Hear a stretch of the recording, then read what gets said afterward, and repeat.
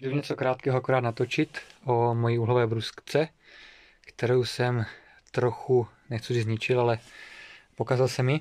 Je to Makita GA5030R, 720 W, 125 mm a podařilo se mi tam, jak je aretační čep na kotouč, jo, který mačkáte starýma, tak jsem ulomil ten čep.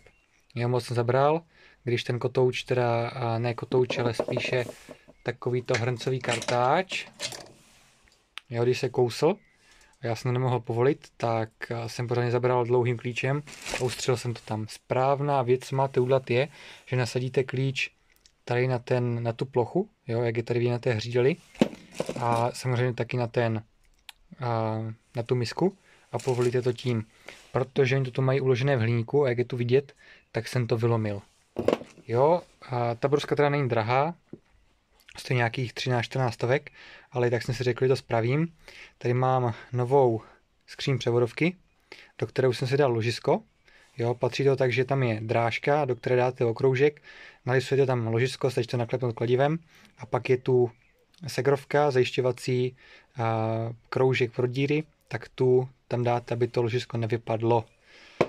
Jo, jinak, když to budete vydělávat, ten rotor z toho, ten bude vlastně zapíchlý v té převodovce, on je tam připojený, takže nejdřív je tam ten pastorek pro to ozubené kolo, které je tady na této hřídeli, a ještě tam matice. Jo, tak musíte první vydělat uhlíky a pak teprve můžete vydělat rotor, jinak ty uhlíky zničíte. Takže já tam teď dám zpátky ten rotor, takže tam dám akorát tu hřídelu, tam vložím a jak ho tam budu vkládat, tak tam zároveň dám ten pastorek, tady tento, plus ještě matici a asi to upřímně zalepím, když to zalepené nebylo, aby se nepohodlo. Takže to udělám a pak bude střih a další video. Tak, pokročil jsem. Toto ložisko jsem teda taky měl, to jsem zapomněl předtím říct. A blbě se to tam dostává. Udělal jsem to tak, že jsem to v podstatě rozbrousil. Nejdřív jsem uřezal ten vnitřní obal, teda ten vnější obal. Celé jsem to vykuchal, to ložisko, a zůstal mi tam vnitřní kroužek toho ložiska. A ten jsem odbrousil druhou flexou a pak jsem do toho klepl sekáčem, on to prasklo a pak už to šlo sundat tam. Když na to nemáte ten přípravek na demontáž, stahovák, který já jsem teda neměl.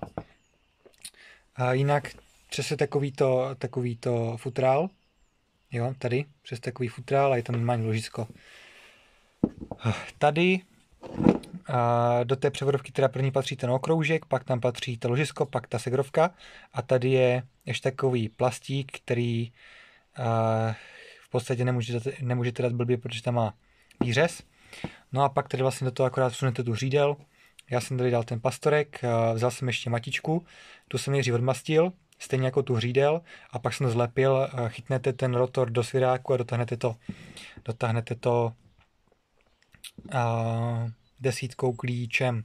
Jak je tady ten aretační pin, tak tady to funguje tak, že tam je akorát ten pin, pak je tam okroužek, asi aby s tam netekla vazelína nebo nestříkla vazelína, a ten je vlastně z této strany na tom nasazení, na tom čepu, no a pak z druhé strany je akorát pružina a takový plastík, který tam stačí zatlačit, anebo klepnout po něm kladivem a on už na to zacvakne a už to tam vlastně drží a máte ten pin funkční, jo, jak jde vidět, tak je funkční a právě tady pod tím je ten okroužek. Co udělám teď, tak si vezmu vazelínu. Já jsem teda na to koupil speciální vazelínu přímo od té firmy Makita, byla celkem drahá, stála asi 100 korun. A jde tam použila nějaká normálnější vazelína na převodovky. Tu tam teda dám, no a pak už to můžeme vlastně akorát složit celé a bude to v pohodě. Ještě jsem zapomněl říct, že tady je takový gumový váleček, který tam vlastně jako dělá nejspíše aretaci pro to ložisko, které je tady v té skříni té převodovky. Vazelínka, a teď tam můžu dát tu hřídel s tím kolem a s tím ložiskem vlastně, tu hlavní. Tak a teď už stačí akorát to hodit zpátky do toho krytu, jo, dát si pozor, aby toto ložisko s tou gumou tam pořádně zapadlo. A jinak by to mělo být v pohodě, samozřejmě vydané uhlíky. Já tam mám ještě uhlíky nové, jo, radši už to dělám, tak ať už je to pořádně. udělané, ta bruska, takže dám tam zpátky tu uhlovku, nebo tu uhlovku, to je jako tu hřídel, jo, tu uhlovou převodovku. A pak tam dám ty uhlíky a mělo by to být víceméně v pohodě a uvidíme, na co jsem zapomněl. Uhlíky už jsem taky vyměnil, tak to vypadá nějak ten uhlík. To je ten uhlík, jo, takže to je normálně taková klasická, to není patice, to je prostě konektor, který je tady, jo, vytáhnete tenkýma kleštěma, pak ho tam opatrně zatlačíte. No a jak je tady ten uhlík, tak je tu pružina, ta stačí v podstatě vzít, jo, ale chce odklopit na bok. Prostě ho vezmete a tak to odklopíte na bok. A hlavně, jak to dáváte zpátky, tak pak nezapomenout tu pružinu tam zpátky dát do prostředka, aby to tlačil ten uhlík proti tomu rotoru.